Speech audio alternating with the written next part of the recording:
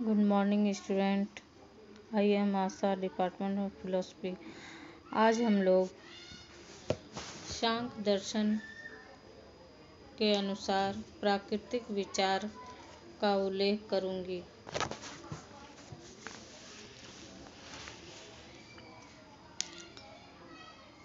विश्व की उत्पत्ति कैसे हुई? इस प्रश्न के समाधान में दो तरह के सिद्धांत परिलक्षित होते हैं।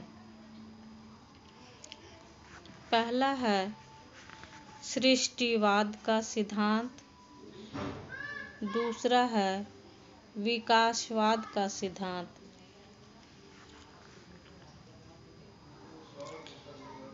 सृष्टिवाद के अनुसार यह विश्व ईश्वर के द्वारा निर्मित हुआ है। दूसरे शब्दों में यह भौतिक जगत सर्वशक्तिमान, सर्वव्यापी तथा अनंत ईश्वर की इच्छा का प्रतिफल है। परंतु इसके दूसरी ओर विकासवाद का सिद्धांत संसार के निर्माण में ईश्वर की अलौकिकता का सहारा नहीं लेता, बल्कि यह सिद्धांत यह बतलाता है कि संसार का निर्माण जड़ पदार्थ के विकास के परिणाम स्वरूप हुआ है। सांख्य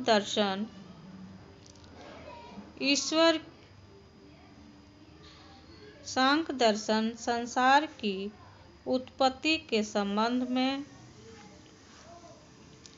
सृष्टिवाद का खंडन करता है और विकासवाद के सिद्धांत की स्थापना करता है।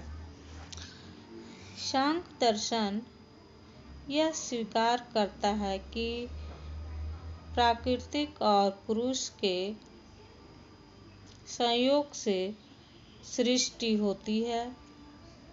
जब प्राकृतिक पुरुष के संग में आती है तो संसार की उत्पत्ति होती है।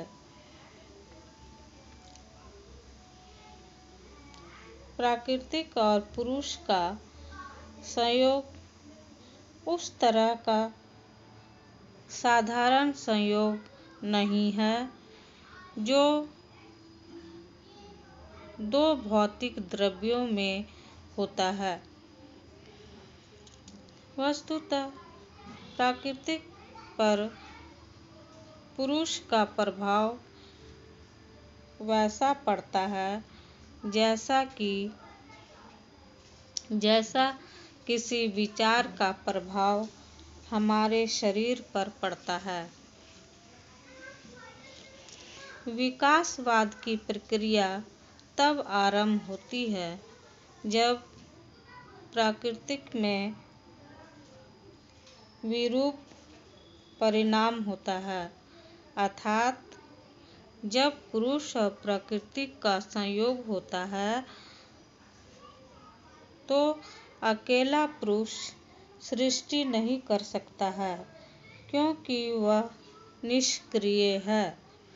इस प्रकार अकेली प्रकृति भी सृष्टि नहीं कर सकती है, क्योंकि वह जड़ है।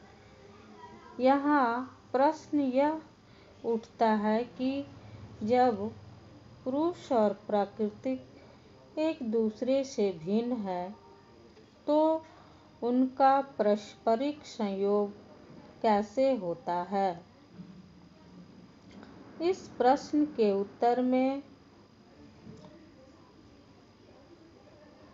सांख्य दर्शन एक रूपक का सहारा लेता है और यह बतलाता है कि जिस प्रकार जंगल में आग लग जाने पर एक अंधा और एक लंगड़ा व्यक्ति एक दूसरे की सहायता में जंगल से पार होते हैं, उसी प्रकार जड़, प्राकृतिक और निष्क्रिय पुरुष ये दोनों परस्पर मिलकर एक दूसरे की सहायता से विकासवाद की ओर अग्रसर होते हैं। प्राकृतिक पुरुष के अभाव में अंधी है और पुरुष प्राकृतिक के बिना पंगु है। इस उपमा में प्राकृतिक की तुलना अंधे व्यक्ति तथा पुरुष की तुलना लंगड़े व्यक्ति से की गई है। जितने भी सजीव या निर्जीव पदार्थ इस विश्व में हैं, सबों का विकास धीरे धीरे समय के साथ हुआ है। विकासवाद के प्रकरण में सांख्य दर्शन चुंबक की उपस्थिति से ही लोहे में गति पैदा होती है और वह खींचता हुआ चुंबक की ओर बढ़ता है। उसी प्रकार पुरुष और प्रकृति के संयोग होने पर प्रकृति के तीनों गुण सत, रजस और तमस क्रियाशील हो जाती है और परिणाम स्वरूप विकास संभव होता है। यद्यपि कि प्रकृति का मूल रूप शांत अवस्था में रहता है, फिर भी पुरुष के संयोग से प्रकृति गतिशील तथा चंचल हो उठती है। अगर ऐसा नहीं हो तो संसार का निर्माण ही कैसे होगा। अतः विकासवाद के सिद्धांत के लिए प्रकृति का पुरुष आधार बिंदु है। Okay, thank you.